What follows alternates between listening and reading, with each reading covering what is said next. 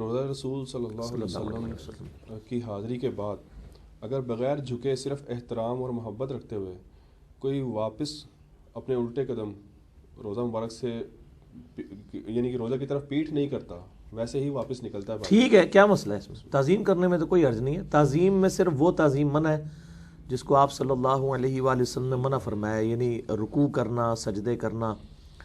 باقی جو تعظیم کی شکلیں کوئی اختیار کر لیتا ہے تو اس میں کوئی مانعت نہیں ہے. لیکن جس نام حضرت بریلوی صاحب نے لکھا ہے سر سوئے روزہ جھکا پھر تجھ کو کیا، دل تھا ساجد نچ دیا پھر تجھ کو کیا.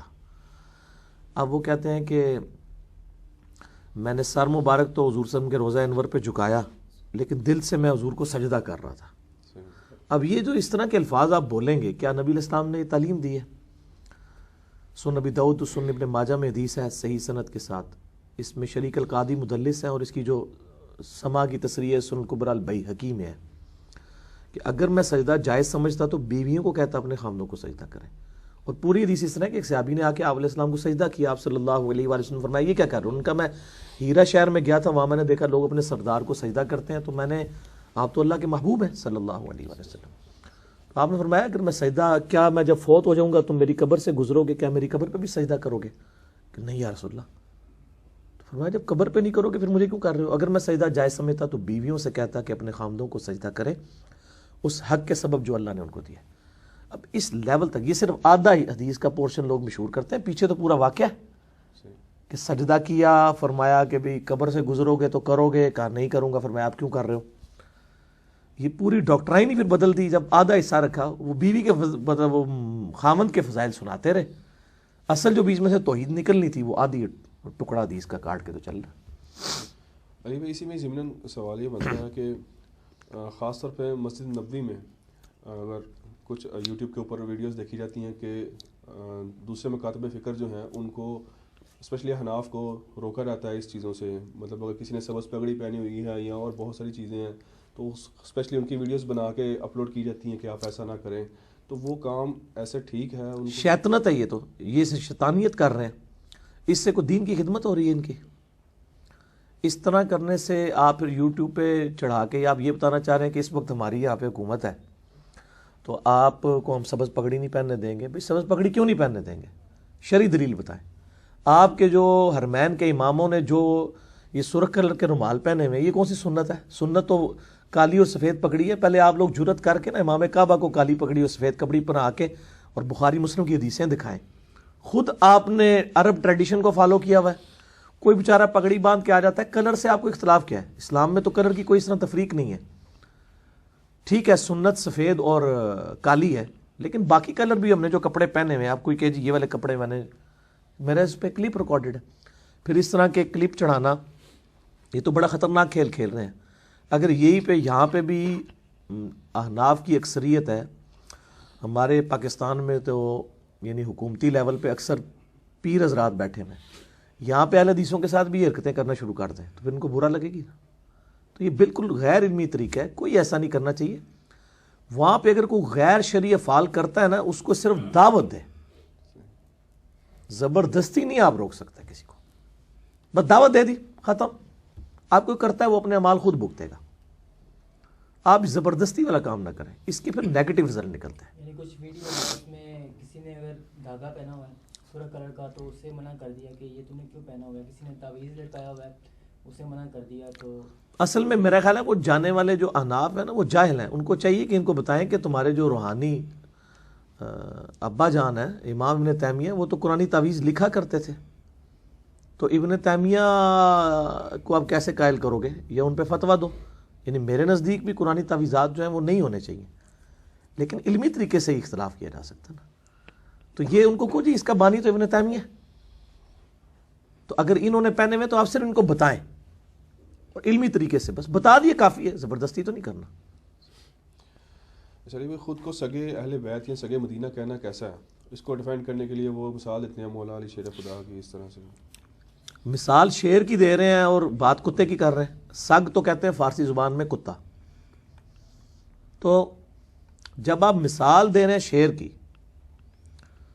تو پھر شیر مدینہ کہنا اپنے آپ کو. مدینے کا کتا تو نہ کہیں. اور اگر آپ کہتے ہیں یہ عاجزی کے طور پہ آپ نے کہنا ہے تو ہم یہ کہتے ہیں کہ جو محاورتاً شعر تو ایک احادیث کے اندر اس کی ایک یعنی آپ سمجھے خوبی کے طور پہ پریزنٹ ہوا ہے نا کہ وہ طاقتور ہوتا ہے, جو صحیح مسلم میں ہے کہ مرحب کو سیدنا علی رضی اللہ تعالیٰ نے کہا تھا میری ماں نے میرا نام حیدر رکھا ہے اور میں شیر کی طرح جو ہے وہ حملہ کرتا ہوں اور یہ کرتا ہوں. اشعار صحیح مسلم میں آئے ہیں باقاعدہ. تو اگر یہ سمجھتے ہیں, یہ آگے سے دلیل دیتے ہیں جی کتا جو ہے نا وہ نشانی ہے لائلٹی کی, کتا بڑا وفادار ہوتا ہے. دلائل دیتے ہیں ان کو کہ قرآن و سنت میں تو کتے کی یہ والی کوالٹی بیان نہیں ہوئی. کتے کی تو جو ہے نا علماء سو کی مثال بیان ہوئی ہے کہ کتا جیسے زبان ہانپتا ہے نا دنیا کی لالچ کی وجہ سے. بلعام بن بورا کی مثال سورۃ الاعراف آیت نمبر 175-176 میں آئی ہے. تو کتے کی تو بری مثال قرآن میں آئی ہے. اگر لائلٹی اس حوالے سے آئی ہے تو دکھائیں, سوائے ایک اصحاب کاف کے جو کتے والا ذکر آتا ہے اس میں بھی کوئی اس کا اس طریقے سے فضائل نہیں بیان ہوئے ہیں. یہ بتایا کہ ایک کتا اللہ تعالیٰ نے وہاں مقرر کیا اور جو بھی جاتا تھا دہشت کھاتا تھا وہ اللہ نے ایک حفاظت کا ذریعہ بنا دیا. اس وجہ سے کوئی انسان اپنے آپ کو کتا کہنا شروع کر دے نعوذ باللہ من ذالک. تو صحیح مسلم میں حدیث ہے کہ حضرت جبرائیل علیہ السلام نبی علیہ السلام کے گھر نہیں آئے کچھ دن, تو انہوں نے کہا یا رسول اللہ میں آیا تھا لیکن آپ کی چارپائی کے نیچے کتا تھا, پہلے اس کتے کو نکالیں تو پھر ہم فرشتے آپ کے پاس آ سکتے ہیں. تو اگر یہ جو لوگ اپنے آپ کو مدینے کا کتا یہ کہہ رہے ہیں اور یہ واقعی اس طرح کے کہہ رہے ہیں تو حضرت جبرائیل تو پھر اس گھر میں نہیں آئیں گے جنہوں نے اس طرح کی اپنی نسبتیں قائم کی ہوئی ہیں. تو یہ مثال غلط ہے. سگے مدینہ, سگے اہل بیت, یہ ساری باتیں کرنا میں سمجھتا ہوں کہ شریعت کے اندر غلو کرنا ہے. چلیے, کیا حاملہ عورت کے حمل کے اوپر چاند گرہن اور سورج گرہن کا اثر ہوتا ہے؟ بالکل جھوٹ ہے جی, کوئی اثر نہیں ہوتا. نہ سائنس مانتی ہے نہ اسلام کہتا ہے. حتیٰ کہ بخاری مسلم میں آتا ہے کہ نبی علیہ السلام کے زمانے میں سورج گرہن لگا, بائی چانس اسی دن حضرت ابراہیم علیہ السلام فوت ہوئے تھے آپ کے بیٹے, تو لوگوں نے کہا کہ اس وجہ سے ہوتا. آپ نے فرمایا نہیں اس وجہ سے نہیں ہوئی, اللہ کے فیصلے. تو اگر اس کا کوئی اثر نہیں ہے تو اس کا بھی کوئی اثر نہیں ہے. جدید سائنس کی روشنی میں کوئی آپ کے علم میں ہو کوئی اس کا نہیں, کوئی ایسی چیز شعاؤں کے مطلب اثر ہوتا تو ہے مطلب آنکھوں کے حوالے سے نہیں. وہ سورج گرہن یا چاند گرہن کا وہ تو سورج کو آپ ویسے بھی گرہن کے بغیر بھی دیکھیں تو آنکھوں پہ اثر ہوگا. تھوڑی دیر دیکھتے رہیں تو آپ کا لینس پہ اثر آنا شروع ہو جائے گا. تو اس کا کوئی گرہن کے ساتھ تو تعلق نہیں. پھر سورج سے کئی ہارمفل ریز جو ہیں وہ ارتھ میگنیٹک فیلڈ کی وجہ سے رک جاتی ہیں. وہ اگر آ جائیں تو یہاں کینسر بھی ہو جائے, وہ ایک علیحدہ بات ہے. یہ جن اثرات کی باتیں کر رہے ہوتے ہیں نا وہ اس کو روحانیت کا رنگ دے رہے ہوتے ہیں, یہ وہ والے اثرات نہیں مان رہے ہوتے ہیں. اسی طریقے سے نگینوں کے اثرات جسے انہوں نے پہنا ہوا ہے ٹھیک ہے سنت ہے, لیکن اگر آپ کے اس کے میری زندگی پہ اثرات ہیں تو ہم کہتے ہیں جو جنت کا یاقوت ہے حجر اسود, اس کے بارے میں تو بخاری مسلم میں حدیث ہے. سیدنا عمر نے کہا تو ایک پتھر یہ نہ نفع دے سکتا ہے نہ نقصان, میں اس لیے چوم رہا ہوں کہ نبی علیہ السلام نے چوما تھا. اس میں ایک آگے روایت مسرل الحاکم میں ہے لیکن وہ کمزور ہے بہت. اس میں ایک کذاب راوی ہے کہ سیدنا علی نے کہا کہ اے امیر المومنین یہ نفع بھی دیتا ہے اور نقصان بھی دیتا ہے کہ لوگوں کے ایمان پر گواہ ہوگا. چلیں اگر اس روایت کو کوئی صحیح بھی مان لے تو ایمان کی گواہی تو اور چیز ہے نا. وہ تو مطلب یہ نگینہ کیا, یہ جتنی چیزیں یہاں پڑی ہوئی ہیں, یہ کرسیاں جو پلاسٹک کی ہیں یہ بھی ہمارے ایمان کی گواہی دیں گی کہ ہم نے یہاں پہ بیٹھ کے اللہ اور اس کے محبوب صلی اللہ علیہ وآلہ وسلم کی باتیں کی ہیں. وہ تو ہر چیز جس جگہ پہ آپ نماز پڑھتے ہیں وہ بھی مرنے کے اوپر رو رہی ہوتی ہے, صحیح حدیث میں آتا ہے, یاد کرتی ہے کہ یہاں پہ کوئی نماز پڑھتا تھا. وہ پھر نگینے تو خاص نہیں نہ رہے, لیکن ان کا نگینے کا ہوتا ہے کہ بندے کی زندگی پہ اثرات ہوں گے, کوئی اثرات نہیں.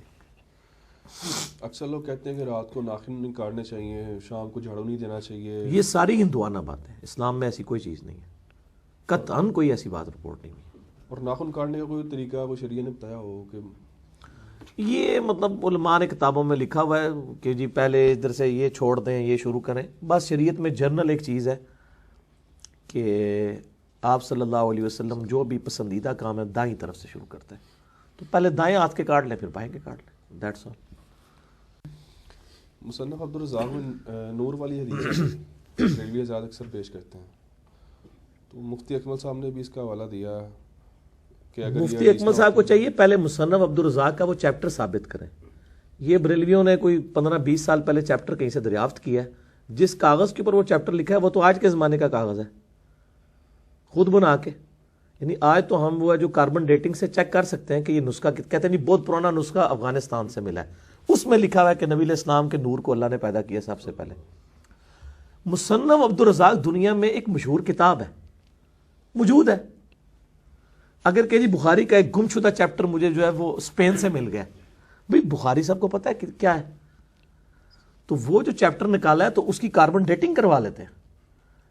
امام عبدالرزاق 235 ہجری میں فوت ہوئے ہیں، تو آج چل رہا ہے 1439 ہجری، ٹھیک ہے جی، تو آپ دیکھ لیں 1200 سال پرانا اگر وہ کاغذ نکل آتا ہے تو ہم مان لیتے ہیں۔ اگر وہ کاغذ آج کا، رائٹنگ آج کی، تو پھر اسی کہیں گے تو ہی کدھر علماء نے بہ کے بڑھایا ہے، ٹھیک ہے نا، نسخہ دریافت ہو گیا، آج کل تو فوراً چیک ہو جاتا ہے، جھوٹ پکڑا جاتا ہے۔ پرانا اگر نسخہ ہوگا تو اتنا پرانا ہی ہوگا نا، کاربن ڈیٹنگ سے پتہ چل جائے گا۔ تو مطلب اس طرح کی چیزوں کو دلائل کے اوپر لے کے آنا اور قرآن و سنت کو سائڈ پہ کر دینا، نور ہدایت ہم مانتے ہیں۔ دیکھیں سب سے پہلے اسلام کی تفسیر لکھی گئی ہے تفسیر تبری، تفسیر ابن جریر بھی کہتے ہیں، تاریخ ابن جریر بھی وہی ہے، تاریخ تبری بھی وہی ہے، امام تبری کی، المتوفا 310 ہجری۔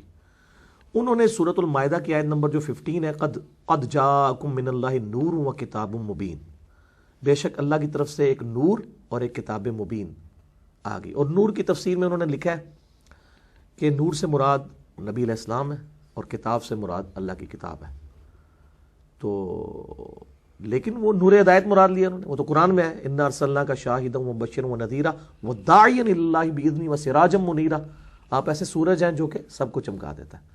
تو یہ سارا نور ہدایت ہے، وہ تو بخاری بھی نور ہدایت ہے، صحابہ کے اقوال بھی نور ہدایت ہے، لیکن فی نفس اسپیشیز کیا ہے وہ قرآن میں واضح ہے، قل انما انا بشر مثلکم، اے نبی فرما دیجئے انسان ہونے میں بھی میں تمہاری اسپیشیز میں سے ہوں۔ پھر نبیوں کے بارے میں عقیدہ سورۃ الانبیاء میں موجود ہے، سورۃ الانبیاء قرآن میں ہے نا، اس میں پڑھ لیں، اللہ تعالیٰ نے سٹارٹ میں ہی کہا ہم نے کوئی نبی ایسا نہیں بنایا جو کھانا کھانے کا محتاج نہ ہو، اور نہ ہم نے ان کے جسم ایسے بنائے تھے کہ وہ ہمیشہ دنیا میں رہے، چلے گئے، انسان تھے۔ سورہ بنی اسرائیل میں اگر زمین پہ فرشتے آباد ہوتے ہیں ہم فرشتوں میں پیغمبر بناتے ہیں، انسان آباد ہے تو انسانوں میں سے پیغمبر، اسپیشیز انسانوں والی ہے، مرتبہ عام انسانوں سے بہت بلند ہے، اس میں کوئی شک نہیں ہے۔ اللہ تعالیٰ کے جو نام ہیں، مختلف جو صفاتی نام ہیں، تو ان کے اوپر جو نا کافی فضائل بیان کیے جاتے ہیں کہ اس نام کو اتنی مرتبہ پڑھا جائے تو یہ فضیلت آئے گی، یا اس نام کو، ہاں کافی ویڈیوز چل رہی ہوتی ہے یوٹیوب پہ۔ تو اس کی کیا حقیقت ہے قرآن و سنت کی؟ دیکھیں اس کی جب تک کتاب و سنت سے دلائل آنے چاہیے نا، اس حوالے سے ہمارے نزدیک تو میرا ایک یوٹیوب پہ کلپ ہے، کیا اللہ کا ذکر صحیح ہے، لاکھوں لوگ دیکھ چکے ہیں، کہ ذکر تعلیم کرنے کی رسپانسبلٹی اور اختیار اللہ تعالیٰ نے اپنے نبی علیہ السلام کو دیا کہ وحی کے ذریعے ان کو بتایا جائے گا۔ عام اذکار کے بارے میں کلیم کرنا کہ اس کو اتنا کرنے سے یہ ہو جاتا ہے، تو یہ تو اس کے لیے دلیل چاہیے نا، اس طرح تو کوئی بھی کوئی کلیم کر دے گا، ٹھیک ہے۔ البتہ اگر کوئی اس طرح ناموں کا ذکر کرتا ہے ہم اس پہ کوئی فتویٰ نہیں لگاتے ہیں۔ صحیح مسلم میں حدیث ہے اپنے زمانے جاہلیت کے دم مجھ پہ پیش کرو، اگر شرکی الفاظ نہ ہوں تو اس کو کرتے رہو، اس طرح ہی یہ بھی اذکار اگر کو کرتا کرتا رہے، لیکن اگر ان اذکار کو کرتے ہوئے سنت اذکار چھوڑ دیتا ہے، صبح شام کی دعائیں چھوڑ دیتا ہے، فرض نماز کی، اور یہی تعلیم کرنا شروع کر دیتا ہے، پھر تو ہم یہی کہیں نا۔ اب یہ ہم نے دیکھیں، ہم نے بھی تو نبی علیہ السلام کے اذکار کے کارڈ لکھے ہیں نا، یہ دکھائیں جی ان کو، گرین کارڈ فرض نماز کے بعد، آخرت کا گرین کارڈ، دنیا کا گرین کارڈ تو امریکن نیشنلٹی ہے نا، یہ آخرت کا گرین کارڈ ہے۔ اس کی اینڈرائڈ ایپ بنی ہوئی ہے، ahlsunnatpak.com سے آپ PDF ڈاؤن لوڈ کر سکتے ہیں، اور اسی طریقے سے آخرت کا بلو کارڈ ہے، صبح شام کے اذکار۔ دنیا میں بلو کارڈ جو ہے وہ ورک پرمٹ ہوتا ہے یورپین یونین کا، یہ آخرت کا بلو کارڈ ہے۔ یہ اذکار کریں نا، ایک ایک حدیث کے ساتھ حوالے لکھے ہوئے ہیں، اس کے بعد آپ نے کوئی اور ذکر کرنے ہیں جن میں شرکی الفاظ نہیں، ہم کوئی اس پہ فتویٰ نہیں لگاتے، ہمارے تو کام انہی چیزوں سے ہی چل رہے ہیں، ٹھیک ہے۔ باقی وظائف کے بغیر بھی کام ہو جاتا ہے، ہندوؤں کے کام نہیں ہو رہے۔ روہت شرما میرا خیال ہے کوئی تیسری بار ڈبل سینچری مار بیٹھا ہے، تو آڑا تو ایک بھی نہیں مار پا رہا ہے، ایک بھی 194 تے آؤٹ ہو گیا سی۔ اگر کسی پڑوسی نے کوئی قوالی یا مطلب ایسی نعت جو کہ شرعی طور پر صحیح نہ ہو تو وہ لگائی ہو، اور اس میں نبی کریم صلی اللہ علیہ وآلہ وسلم کا نام مبارک آتا ہے، تو پھر اس میں ہمیں درود پڑھنا پڑے گا یا ہر دفعہ پڑھنا پڑے گا؟ نہیں، ایک مجلس میں ایک دفعہ نام مبارک پہ دروشی پڑھ لینا کافی ہے۔ اسی طریقے سے ایک مجلس میں کئی دفعہ آیت سجدہ تلاوت کی جائے تو ایک دفعہ سجدہ کر لینا کافی ہے۔ اب وہ نام چاہے وہ ایک صحیح انداز سے بے شک نام لے رہے ہوں، یہ نام تو ظاہر ہے جب نبی علیہ السلام کا نام آ رہا ہے تو درود شریف تو پڑھنا ہے. ترمذی میں حدیث ہے وہ کنجوس ہے جس کے سامنے میرا ذکر ہو، اس میں نام کے الفاظ نہیں ہے، ذکر ہو صحیح. اور مجھ پہ درود شریف نہ پڑھے. تو ایک مجلس میں ایک دفعہ درود شریف پڑھ لیں تو کافی ہے. اللہم صلی علی محمد وعلی آل محمد. پیدا ہوئے بچے کا نام رکھنے کا سنت طریقہ بتا دیں. 7ویں دن جو ہے نا وہ عقیقہ بھی ہوگا، اس کے بال بھی منڈوائے جائیں گے. ترمذی ابن ماجہ میں حدیث موجود ہے، بخاری میں بھی کچھ حصہ ہے. عقیقہ کیا جائے گا، نام ڈکلیئر کیا جائے گا اس کا، اور ختنے کروائے جائیں گے. ختنے تو آپ خیر پہلے بھی کروا سکتے ہیں. 7ویں دن جو ہے عقیقے کی جو ڈیٹ ہے وہ 7واں دن ہے.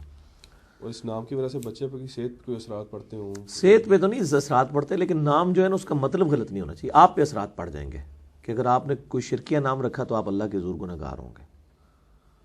باقی نام سے اگر اثر پڑنا ہوتا میرے بھائی تو دنیا میں اگر لوگ کہیں کہ جی فلاں نام کا بندہ مشہور ہو گیا تو میں اپنے بچے کا نام وہی رکھ دوں تو مشہور ہو جائے گا.